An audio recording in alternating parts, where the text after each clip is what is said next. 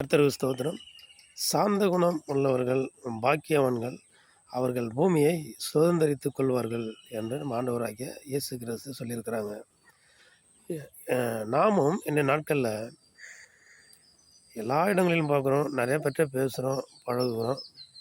சாந்த குணம் என்பது எந்த ஒரு மனிதனிடத்தில் அதிகமான மனிதர்களிடத்தில் சாந்த குணம் என்பதை பார்க்க முடியறதில்லை. இந்த பரபரப்பான வாழ்க்கை சூழ்நிலையில் சாந்த குணம் அதிகமாக இல்லாமல் போய்விட்டது.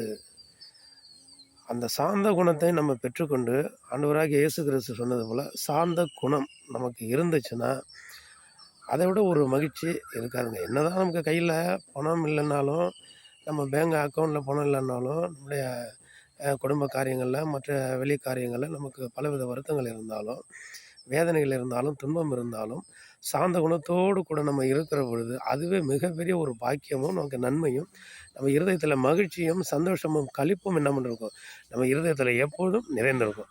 நம்ம சாந்த குணம் உள்ளவர்களாக நம்ம இருப்போம்.